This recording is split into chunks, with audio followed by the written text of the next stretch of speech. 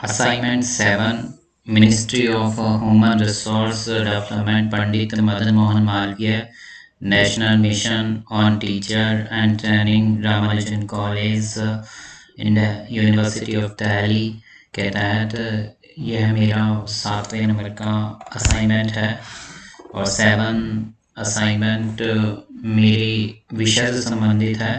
श्री वरदराज विरचिता लघु सिद्धांत कौमुदी समास प्रकरणम। समास सामान्य परिचय।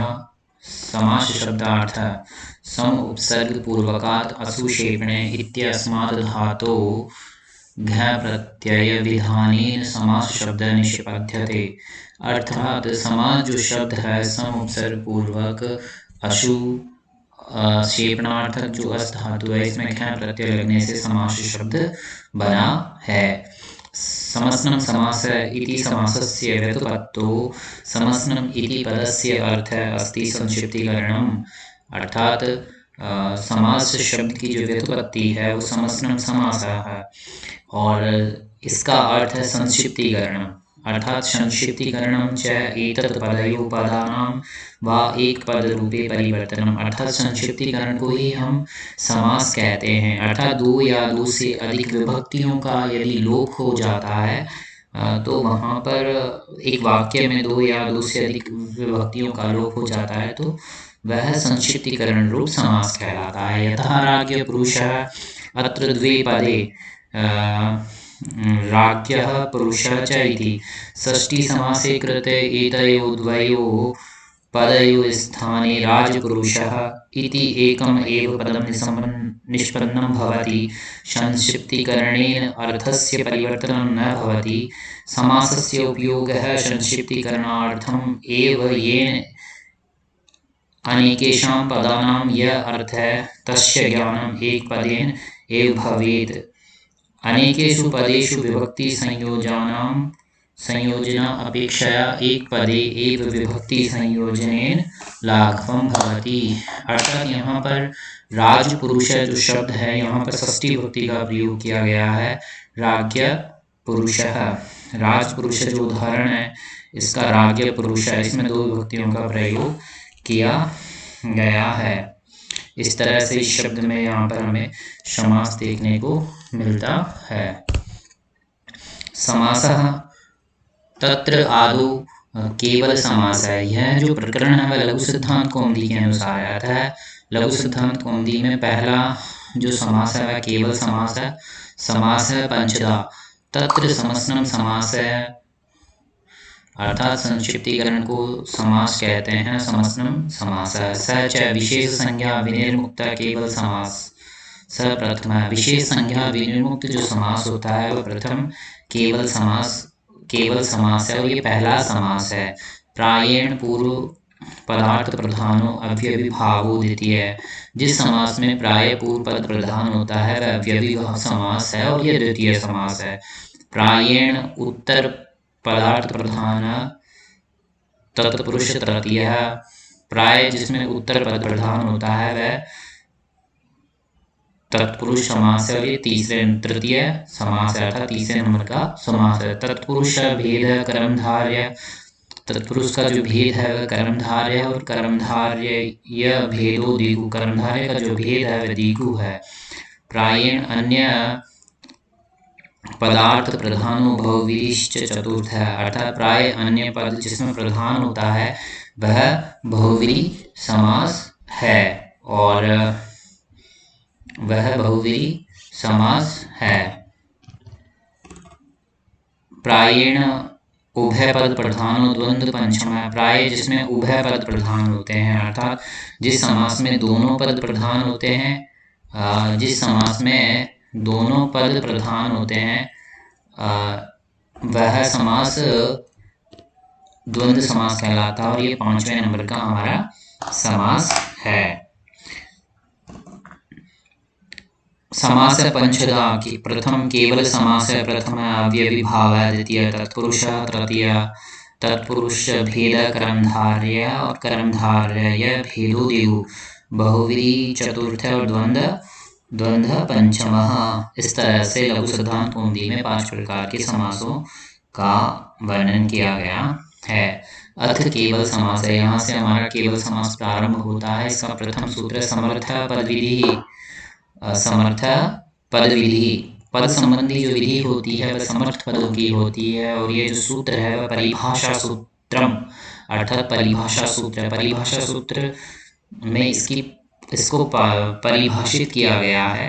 सूत्र किसे कहते हैं? अल्पाक्षरम संलिग्धम सार्वदेशिको मुखम अस्तोभम नवदम सूत्रम सूत्रविदो विदु संज्ञा च परिभाषा च विधि नियम इत्यादिषु अधिकार षड्विधम सूत्र लक्षणम। जो सूत्र संक्षिप्तीकरण होता है उसे हम सूत्र कहते हैं। और सूत्र में भी ये कौन सा सूत्र? परिभाषा सूत्र है। तो यहाँ पर इस सूत्र में 2 पद हैं। पहला पद है समर्थ है, दूसरा सूत्र पद विधि। यहाँ पर समर्थ है शब्द प्रथम व्यक्ति के एक वचन के रूप में प्रयुक्त किया गया है। पद विधि भी प्रथम व्यक्ति के एक वचन के रूप में प्रयुक्त किया गया है। पद संबंधी यो विधि स समर्थ आश्रितो बोध्य, अर्थात पद संबंधी जो विधि होती है वह समर्थ पदों की होती है। समर्थ पद विधिर इति विधीयते इति विधि कार्यम। पदस्य विधि पद विधिर इति शेष षष्ठी समासः समर्थ शब्द समाश्रितं लक्षयति। अतः उक्तं पद संबंधी यो विधिर इति समर्थ शक्तो अपि उच्यते। सामर्थ्य द्विविधम भवति, अर्थात सामर्थ्य 2 प्रकार का होता है, व्यपेक्षा रूपम और एकार्थी भाव रूपाच। अर्थात व्यपेक्षा रूप में और एकार्थी भाव रूप में। समास अस्तु एकार्थी भाव एव भवति न व्यपेक्षा भाव व्यपेक्षायाम, अर्थात समास होता है वह हमेशा एकार्थी भाव में होता है, न कि व्यपेक्षा भाव में समास होता है। विशिष्टा अपेक्षा व्यपेक्षा तु वाक्य एव भवति। इस तरह से इसका एक उदाहरण भी यहाँ पर प्रस्तुत किया गया। राजपुरुष इत्यादो पुरुष पदयो पृथक अर्थो न भासते अपितु राज संबंधय भिन्न पुरुष इत्यार्थो भवति एष एव एकार्थी भाव इति केवल समासः। हमारा द्वितीय जो सूत्र है प्राक कंगारात समास है, अधिकार सूत्रम। यह अधिकार सूत्र है। यहाँ पर इस सूत्र में 2 पदों का प्रयोग किया गया, कंगारात और समासः। यहाँ पर कंगारा पंचमी विभक्ति के एक वचन के रूप में प्रयोग किया गया है और समास जो शब्द है प्रथम विभक्ति के एक वचन के रूप में प्रयुक्त किया गया है। कंगारा कर्मधारय इति अतः प्राक समास इत्यधिक्रियते, अर्थात कंगारा कर्मधारय समास तक इस अव्ययी भाव जो समास है इसका अधिकार है। तेन कंगारा कर्मधारय इति अत प्राक प्रथम समास संज्ञा भवति, ततः प्राक समास संज्ञकाः भवन्तो अव्ययीभाव आदि संज्ञका इत्यर्थः। तृतीय सूत्र हमारा सह सुपाः, अर्थात अधिकार सूत्रम विधि सूत्रम चाहिए। जो यह सूत्र है वह अधिकार और विधि सूत्र दोनों ही रूपों में यहाँ पर प्रयुक्त किया गया है। यहाँ पर सुपाम जो शब्द है तृतीय व्यक्ति के एक वचन के रूप में प्रयुक्त किया गया है, तथा सुप जो शब्द है यह प्रथम व्यक्ति के एक वचन के रूप में प्रयुक्त किया गया है। सुप सुपा सह वा समस्यते, अर्थात सुबंत का सुबंत के साथ समास होता है। समासत्वात् प्रातिपदिकत्वेन सुपोलुक, अर्थात समास में प्रातिपदिक करने पर सुप का क्या हो जाता है? लोप हो जाता है। प्रार्थाभिधानम व्रति, व्रति किसे कहते हैं? प्रार्थाभिधानम व्रति, अन्य के अर्थ को जो ग्रहण करती है उसे हम व्रति कहते हैं। दूसरे के अर्थ का धारण करने वाली होती है वह व्रति कहलाती है। कृत तद्धित समास एक शेष सनाधंत धातु रूपा पंचव्रतय, अर्थात व्रति 5 प्रकार की होती है। कृत तद्धित समास एक शेष और सनादंत धातु रूप, इस तरह से ये व्रति 5 प्रकार की होती है। वृत्तीय अर्थबोधकम वाक्यम विग्रह, अर्थात व्रति अर्थबोधक वाक्य होता है वह विग्रह कहलाता है। सच लौकिको अलौकिकश्च इति द्विधा, विग्रह 2 प्रकार का होता है, लौकिक और अलौकिक। तत्र पूर्वम भूत इति लौकिकम, अर्थात पूर्वम जो भूत है ये एक लौकिक विग्रह है। लौकिक विग्रह वह विग्रह होता है जिसका लोक में प्रयोग किया जाता है। सामान्य रूप से हम बोलचाल की भाषा में इसका प्रयोग देखने को मिलता है, किंतु पूर्व प्लस अम प्लस भूत प्लस सु इति अलौकिकः अर्थात अलौकिक विग्रह का सामान्य रूप से हम बोलचाल की भाषा में प्रयोग नहीं करते हैं, और ये केवल व्याकरणिक पुस्तकों में ही आपको ये रूप देखने को मिलेगा। भूतपूर्व इसका जो रूप है ये यहाँ निसंपन्न होता है। भूतपूर्वे चरण इति निर्देशात पूर्व निपात है। भूतपूर्व चरण जो सूत्र है इसके द्वारा यहाँ पर इस उदाहरण में पूर्व निपात का प्रयोग किया गया है। यहाँ पर यह जो सूत्र है भूतपूर्व, इसका विग्रह है पूर्वम भूतः।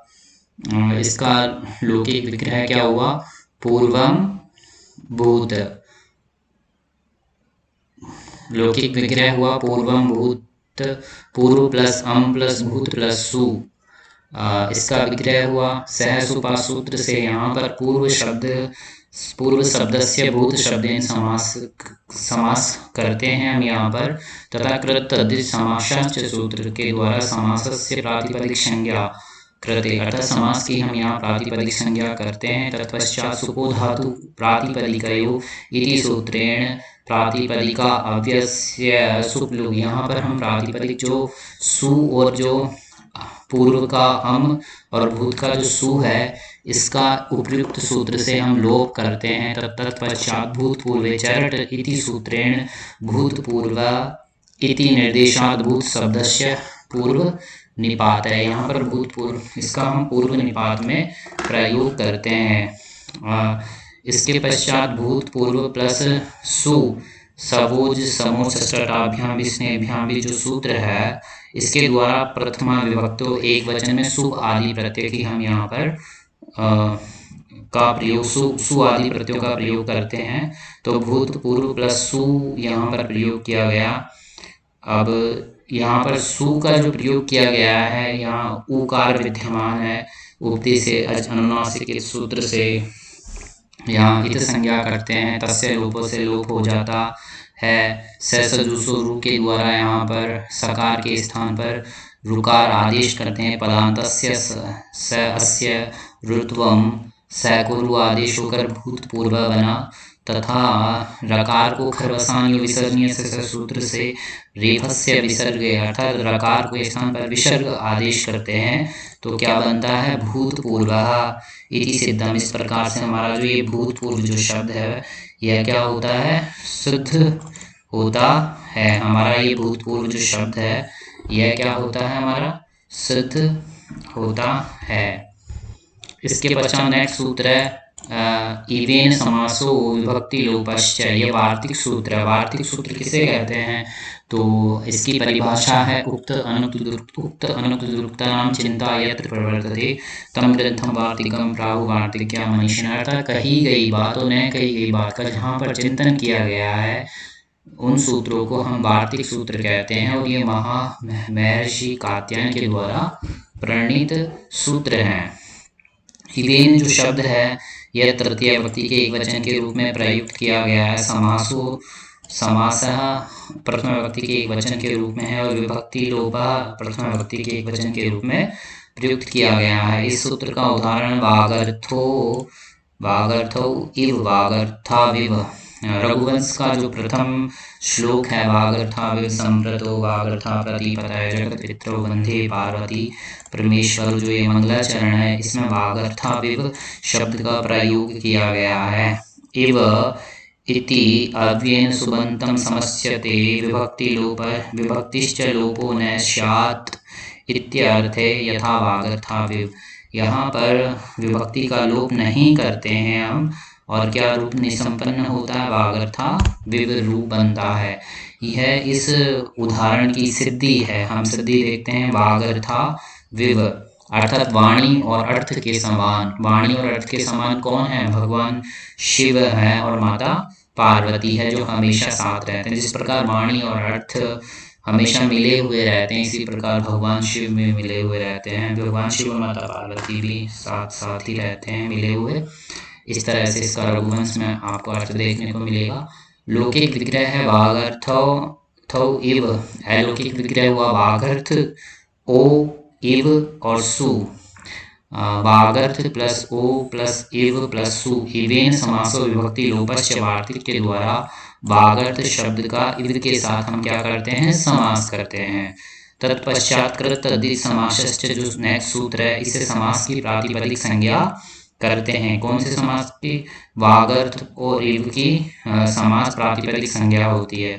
सुपो धातु प्रातिपदिकयो, जो नेक्स्ट सूत्र है, इससे प्रातिपदिक का अव्यय से सुप लुक, अर्थात प्रातिपदिक अव्यय का सुप का लोप हो जाता है। यहाँ पर जो ये ओ है और जो सु है बच्चों, इसका लोप हो जाता है। तत्पश्चात इवेन समासो विभक्ति लोपश्च सूत्र के द्वारा यहाँ पर जो लोप है इसका क्या हो जाता है, निषेध हो जाता है। तो यहाँ पर इसका क्या नहीं होगा, विभक्ति का लोप नहीं होगा, सु का भी लोप नहीं होगा और ओ का भी लोप नहीं होगा।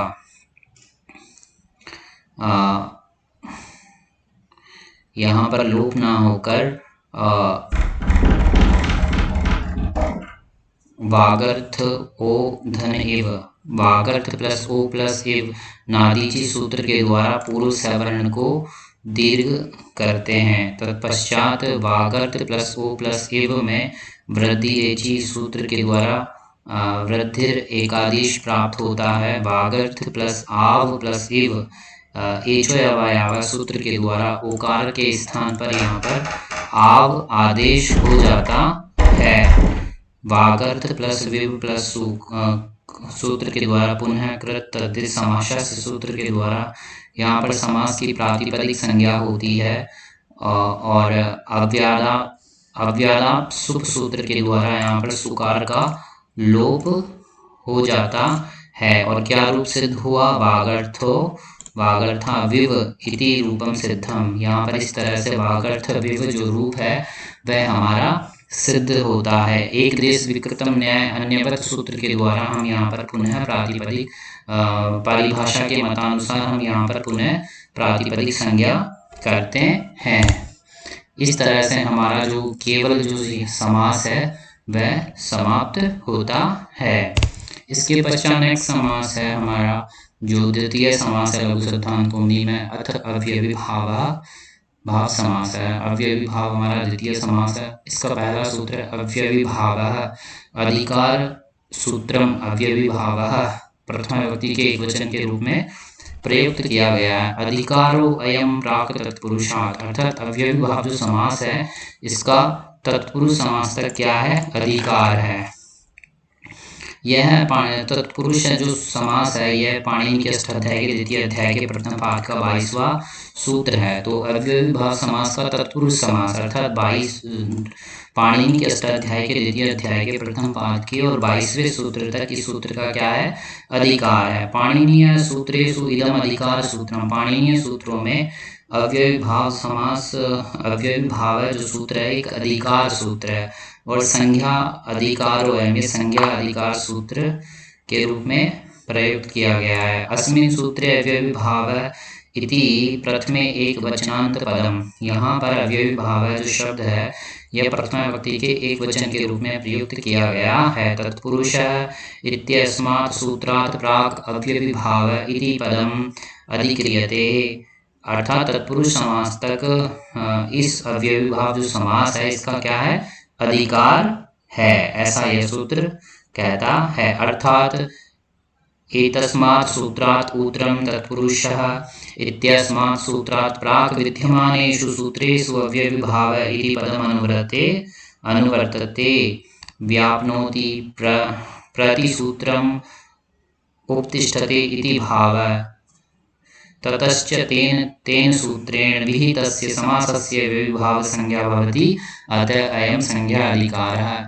इस तरह से जो अव्ययी भाव समास है अधिकार सूत्र तत्पुरुष समास तक इसका अधिकार होता है। नेक्स्ट सूत्र है अव्ययम विभक्ति समीप समृद्धि वृद्धि अर्थाभाव अत्य समृद्धि शब्द प्रादुर्भाव पश्चात यथार्थ आनुपूर्वयोग पद्य सादृश्य संपत्ति साकल्यांत वचनेषु। यह पाणिनि के अष्टाध्याय के द्वितीय अध्याय के प्रथम पाद का 6वें नंबर का सूत्र है और यह विधि सूत्र है। विधि सूत्र इसके द्वारा विधान किया जाता है। इस सूत्र में 6 पदों का प्रयोग किया गया है। पहला पद क्या है? अव्यय है। पहला पद अव्यय है और दूसरा है विभक्ति वचनेषु, विभक्ति से लेके और वचनेषु तक जो यह है संपूर्ण एक पद है। सुप प्रथमा विभक्ति के एक वचन के रूप में है, समर्थेन तृतीय विभक्ति के एक वचन, और सुपा और सह यहाँ पर अव्यय है। तो यह सूत्र बोलता है, कहता है कि विभक्त्या अर्थादिषु वर्तमानम अव्ययम सुबन्तेन सह नित्यम समस्यतेषु अव्ययविभावः। विभक्ति आदि अर्थों में वर्तमान अव्यय का सुबंत के साथ नित्य रूप से समास होता है, वह अव्ययविभाव समास है। प्रायेण विग्रहो नित्य समासः, प्रायेण विग्रह इसमें नित्य समास होता है। प्रायेण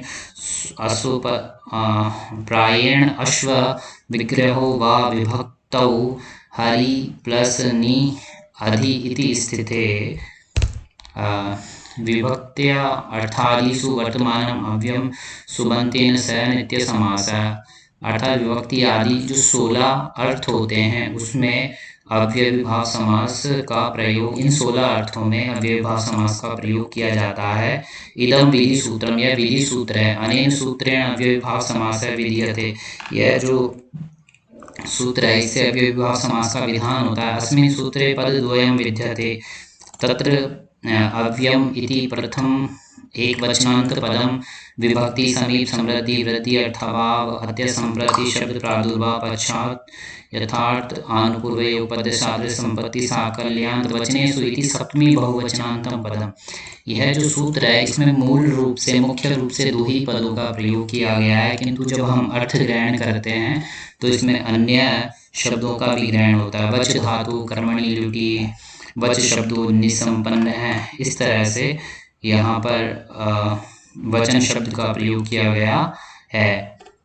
इस सूत्र का सामान्य अर्थ है कि इन 16 अर्थों में अव्ययविभाव समास का प्रयोग किया जाता है। प्रथमा निर्दिष्टम समास उपसर्जनम, अर्थात प्रथमा निर्दिष्ट से किया जाने वाला जो समास होता है उसकी उपसर्जन संज्ञा होती है। संज्ञा विधायक सूत्र है। यया संज्ञा सूत्र किसे कहते हैं? यया प्रत्यायन्ते ते संज्ञा। प्रथमा निर्दिष्टम, यहाँ पर प्रथमा निर्दिष्टम समास उपसर्जनम, प्रथमा निर्दिष्टम जो शब्द है प्रथमा विभक्ति के एक वचन के रूप में प्रयोग किया गया है। समास जो शब्द है सप्तमी विभक्ति के समास से शब्द में सप्तमी विभक्ति के एक वचन के रूप में, उपसर्जनम शब्द प्रथमा विभक्ति के एक वचन के रूप में प्रयुक्त किया गया है। समास शास्त्रे प्रथमा निर्दिष्टम उपसर्जनम संज्ञा शात, अतः समास शास्त्र में प्रथमा निर्दिष्ट की उपसर्जन संज्ञा होती है और उपसर्जन संज्ञा ऐसा ये सूत्र कहता है। समास विधायक शास्त्रे यत् प्रथमांतम तदोधयम उपसर्जनम संज्ञम भवति। समास विधायक शास्त्र में प्रथमांत की उपसर्जन संज्ञा होती है। इदम संज्ञा सूत्रम, अनेन सूत्रेण उपसर्जन संज्ञा विधीयते, सूत्र से उपसर्जन संज्ञा का विधान होता है। सूत्रे अस्मिन् पद त्रयम अस्ति, यहाँ पर 3 पदों का प्रयोग किया गया है। ऊपर 3 पद निर्दिष्ट हैं, दिए गए हैं। तत्र प्रथमा निर्दिष्टम समासे उपसर्जनम इति पदच्छेद है। प्रथमा निर्दिष्टम इति प्रथमे एक वचनांत पदम, समासे इति सप्तमी विभक्ति एक वचनम, उपसर्जनम इति प्रथमे एक वचनम पदम। अत्र प्रथमा निर्दिष्टम समासे इति संज्ञेदलम उपसर्जनम इति च संज्ञा पदम। प्रथमा निर्दिष्टम निर्दिष्टम इति तृतीय तत्पुरुष समास है। इस सूत्र में तृतीय तत्पुरुष समास का प्रयोग किया गया है। तथा समास विधायक सूत्रे यत् प्रथमांतम तदोदयम उपसर्जन संज्ञम भवति। यहाँ पर समास विधायक सूत्रों में प्रथमा विभक्ति होने पर इसकी उपसर्जन संज्ञा का प्रयोग किया जाता है। अर्थात समास विधायक के सूत्रे यत् प्रथमांतम पदम तदोधयम अर्थ लक्ष्य उपसर्जन संज्ञा भवति। इस सूत्र का उदाहरण है अधिहरि। अधिहरि का लौकिक विग्रह है हरौ, अलौकिक विग्रह हुआ हरि प्लस नी प्लस अधि। यहाँ पर अव्यय विभक्ति समीप समृद्धि जो सूत्र है हमारा 16 अर्थों में, इसके द्वारा विभक्ति अर्थकस्य अधि इति अव्ययस्य हरि शब्देन समास। यहाँ विभक्ति अर्थ में अधि अव्यय का हरि शब्द के साथ समास किया जाता है। हरि प्लस नी प्लस अधि। तो यहाँ पर जो नी है बच्चों इसका लोप कर देते हैं हम, तो यहाँ पर ई शेष रहता है। कृत तद्धि समासशास्त्र जो सूत्र है इसके द्वारा हम इसकी प्रातिपदिक संज्ञा करते हैं हरि प्लस नी प्लस अधि की, और सुपो धातु प्रातिपदिक सूत्र से प्रातिपदिक अव्यय सुप लुप। यहाँ पर जो ये नी है इस स्थान पर इसका लोप हो जाता है, और प्रथमा निर्दिष्ट समास उपसर्जनम सूत्र से यहाँ पर अधि की उपसर्जन संज्ञा होती है। अधि इति अव्यस्य उपसर्जन संज्ञा, यहाँ पर अधि की क्या हुई, उपसर्जन संज्ञा हुई। उपसर्जनम पूर्वम उपसर्जनस्य अधि इति अव्यस्य पूर्व निपाता है। यहाँ पर उपसर्जन संज्ञा होकर जो अधि जो शब्द है इसका हम पूर्व में प्रयोग करते हैं, तो अधि हरि बना। अव्यवी भावश्च सूत्र से यहाँ पर अधि प्लस हरि की अव्यय संज्ञा होती है। इसके पश्चात एक देश विकृतम न्याय अन्यवत परिभाषा के मतानुसार हम पुनः इसकी प्रातिपदिक संज्ञा करेंगे।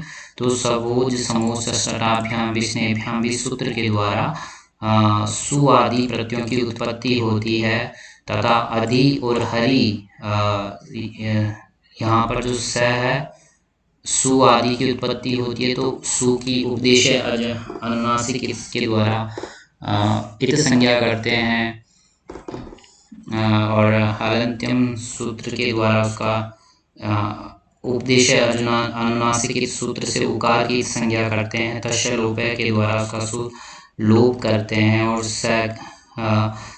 अव्यादाप सुप सूत्र के द्वारा अव्यय विभाव समास होने के कारण अव्यय विभाव समास में सकार का लोप हो जाता है, और अधि हरि जो शब्द है वह बनता है। इस तरह से हमारा अधि हरि शब्द बनता है। अव्यय विभाव समास में कभी भी विसर्ग का प्रयोग नहीं किया जाता है, और दीर्घ मात्रा भी आपको अव्यय विभाव समास में दिखाई नहीं देती है। अव्यय विभाव, नेक्स्ट सूत्र है अव्यय विभावश्च। यह विधि सूत्र है। अव्यय विभाव च और नपुंसकम अयम नपुंसकम शात। अव्यय विभाव जो समास होता है ये नपुंसक लिंग में होता है। अव्यय विभाव समास संज्ञकः शब्द नपुंसकम भवति। अव्यय विभाव समास संज्ञक शब्द नपुंसक लिंग में होता है। पाणिनीय सूत्रेषु इदं विधायकम।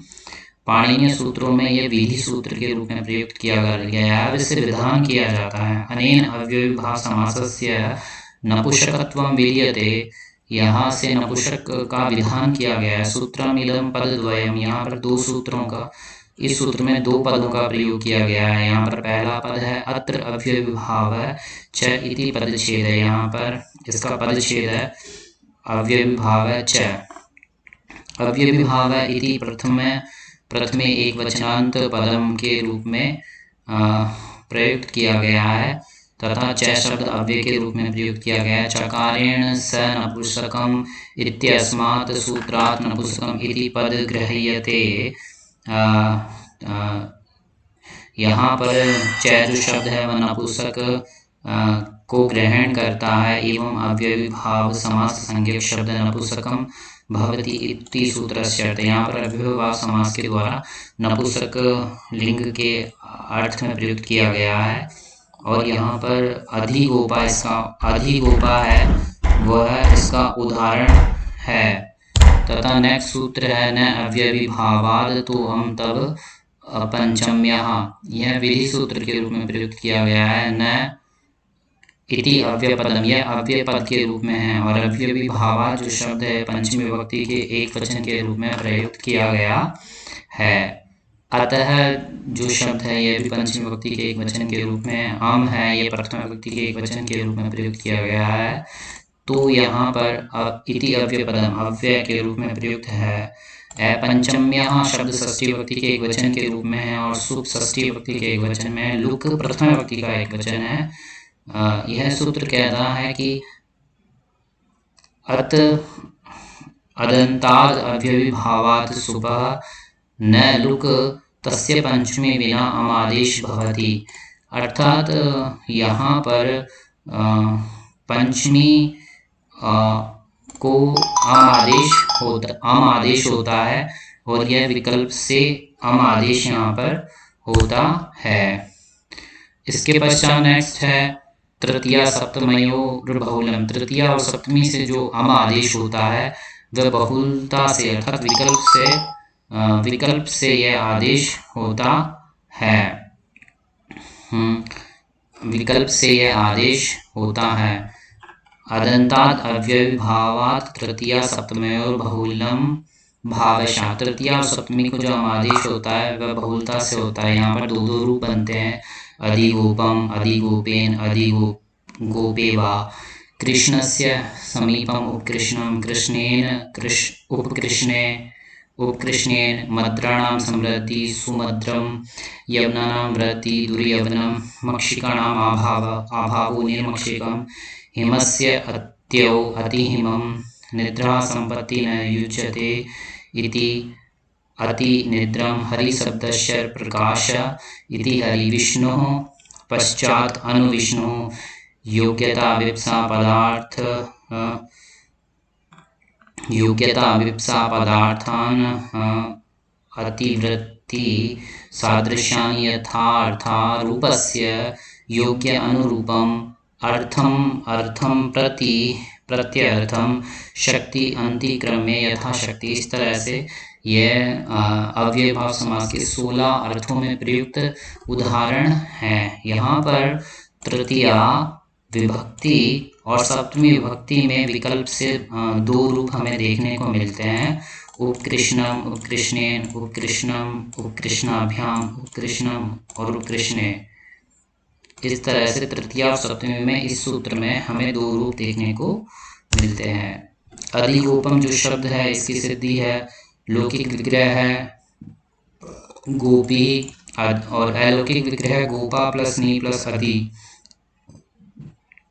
अव्यय विभक्ति समीप समृद्धि सूत्र के द्वारा यहाँ पर विभक्ति अर्थ में अधि इति अव्यय का गोप शब्द के साथ समाप्त करते हैं। कृत अधि समास से सूत्र से प्रातिपदिक संज्ञा की जाती है। सुपो धातु प्रातिपदिक सूत्र के द्वारा यहाँ पर नी का लोप किया जाता है। प्रथमा निर्दिष्ट समास उपसर्जनम सूत्र से अधि की उपसर्जन संज्ञा करते हैं और उपसर्जनम पूर्वम सूत्र से अधि का पूर्व में प्रयोग किया जाता है। अव्यय विभावस्य सूत्र के द्वारा यहाँ पर अधि और गोपा की अव्यय संज्ञा होती है और अव्यय विभावस्य सूत्र से अव्ययभाव समास या नपुंसक लिंग में अव्यय विभावस्य नपुंसक संज्ञा अव्ययभाव समास की नपुंसक संज्ञा होती है। और ऋष्वो नपुंसक के प्रातिपदिक से सूत्र से अधिगोपा शब्दे आकारस्य ऋष्व। यहाँ पर ऋष्व नपुंसक के प्रातिपदिक से सूत्र के द्वारा अधिगोपा शब्द में जो दीर्घ वर्ण आ है इसको ऋष्व आदेश हो जाता है। एक देश विकृतम न्याय अन्यवत परिभाषा के मतानुसार पुनः हम प्रातिपदिक संज्ञा करते हैं। सबो समोष्टाभ्याम भी स्नेभ्याम भी सूत्र के द्वारा यहाँ पर सु आदि की उत्पत्ति करते हैं। सु आदि की उत्पत्ति करने के पश्चात उपदेश अजन्मासिक सूत्र के द्वारा इसकी संज्ञा हुई और तस्य तो लोपो से लोप हुआ और सु के स्थान पर न अव्यय भावा तो हम तब पंचम्या सूत्र के द्वारा सु को अम आदेश हो जाता है। अदंता अव्यय भावात परस्य सु अम आदेश, यहाँ सु को अम आदेश होता है तथा अमी पूर्वम सूत्र से यहाँ पूर्व रूप आदेश होकर अधिगोपम जो शब्द है वह यहाँ पर सिद्ध होता है। इसी तरह से हमारा उपकृष्णम शब्द जो विभक्ति अव्यय विभक्ति समीप समृद्धि के जो 16 अर्थ हैं उनके सभी की सिद्धियाँ इसी प्रकार से होंगी। जैसे उपकृष्णम का लौकिक विग्रह है कृष्ण से समीपम, अलौकिक विग्रह है कृष्ण प्लस नस प्लस उप। सुमद्रम का लौकिक विग्रह है मद्राणाम समृद्धि, अलौकिक विग्रह है मद्र प्लस आम। धनसु दुर्यवनम लौकिक विग्रह है यवनानाम वृद्धि, अलौकिक विग्रह है यवन प्लस आम प्लस दुर। निर्मक्षिकम मक्षिकाणाम अभाव, मक्षिका प्लस आम प्लस निर। अतिहिमम हिमस्य अत्य, हिम प्लस नस प्लस अति। अतिनिद्रम निद्रा संपत्ति न युज्यते, निद्रा प्लस सु प्लस अति। इति हरि शब्दस्य प्रकाश हरि धन नस प्लस इति। अनु विष्णु विष्णु पश्चात विष्णु प्लस नस प्लस अनु। रूपस्य योग्यम रूप प्लस नस प्लस अनु प्रत्यर्थम अर्थम अर्थम प्रति अर्थ धन अम प्लस प्रति यथाशक्ति शक्तिम अंतिक्रम्य शक्ति धन अम प्लस यथा। तो शक्ति अंतिक्रम्य यथाशक्ति यहाँ पर सिद्ध होता है। स हरि हरे सदृश्य हरे धन प्लस नस प्लस सह। तो हरे यहाँ पर स हरि शब्द बनता है। अनुज्येष्ठम ज्येष्ठस्य अनु आनुपूर्वेण ज्येष्ठ प्लस नस प्लस अनु। इस तरह से अव्ययीभाव समास के ये 16 उदाहरण हमें यहाँ देखने को मिलते हैं। और इसी के अतिरिक्त अव्ययीभाव समास में अन्य निम्न सूत्रों का भी प्रयोग किया गया है, जैसे अव्ययीभावे च अकाले है, नदीभिश्च सूत्र है, इसका उदाहरण है द्वियमुनम, द्वयो यमुनयो समाहारः है, तद्धिता अव्ययीभावे शरद प्रवृत्तिभ्य प्रति विपाशम विपास अभिमुखम उपजरसम जराया समीपम अनश्च नस्तदिते राज्ञ समीपम राज्ञ प्लस नस प्लस समीपम नपुंसकाद अन्यतरश्याम झय सूत्र है इति अव्ययीभाव। इस प्रकार से हमारा जो अव्ययीभाव प्रकरण है वह समाप्त होता है और मेरा असाइनमेंट यहीं समाप्त होता है। जयतु संस्कृतम जयतु भारतम।